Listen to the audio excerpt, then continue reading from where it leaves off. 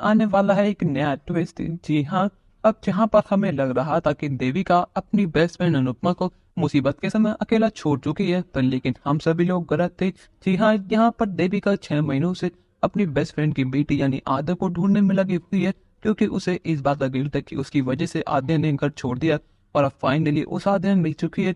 उसे पता लग चुका है कि आद्या किसी और के चंगुल में नहीं, बल्कि अंकुश और भरका भाभी के चंगुल में।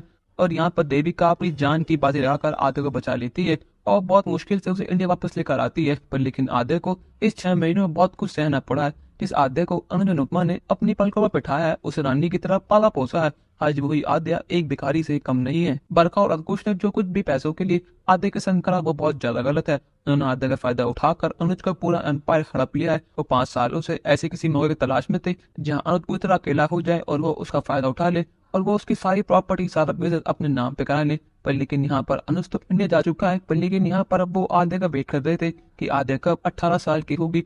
18 साल के होने के बाद वो जबरदस्ती सभी पेपर्स पर उससे साइन करा लेंगे, जिसके बाद पूरा कपाड़िया अंपायर बरखा और अंकुश के अंडर हो जाएगा। पर लेकिन उनका प्लान फेल हो चुका है, क्योंकि देविका ने आद्या को बचा लिया है। और यहाँ पर देविका अब आद्या को सीधे अपनी मम्मी यानी अनुपमा और अपने पॉप्स के पास ले गई है। यहाँ पर जैसे ही वो दोनों आशा भवन में पहुंचते हैं, तो अनुपमा जैसे ही अपनी आंखों के सामने अपनी बेटी को इस हाल में देखती है, तो उसको यकीन नहीं होता कि उसकी बेटी की हाल हो चुकी है। अनुपमा को यकीन था कि उसकी बेटी जिंदा है, पर लेकिन अच्छी हालत में नहीं है, और उसका शक बिल्कुल सही था। पर लेकिन यहाँ पर इन 6 महीनों में आद्या को समझ आ चुका है कि एक माँ का प्यार क्या होता है और एक माँ की अहमियत क्या होती है। अब मुझे समझ आ चुका है कि अनुपमा ने उससे कितना प्यार करा था, पर लेकिन बदले में उसने कभी प्यार ही नहीं करा अनुपमा से। इसलिए आद्या के मन में अनुपमा के नफरत नहीं बल्कि प्यार है। वो सीधे भागी भागी अनुपमा के पास जाती है, उसे लगती है, वो कहती है कि मम्मी आई एम सॉरी, मेरी वजह से आज मेरी ये हालत है और आपकी भी, आज मेरी वजह से आप दोनों अलग हो चुके हैं। यहाँ पर अनुपमा की आंखों में आंसू होते हैं, पर लेकिन उसे इस बात की बहुत ज्यादा खुशी है कि फाइनली उसकी बेटी उसे मिल गई है। यहाँ पर अनुपमा बहुत तेज चिल्लाती है और कहती है कि अनुज जल्दी आइए, अनुज जल्दी आइए, हमारी बेटी घर आ गई है। और यहाँ पर अनुज भी अपनी बेटी का नाम सुनते हैं भागा भागा आता है।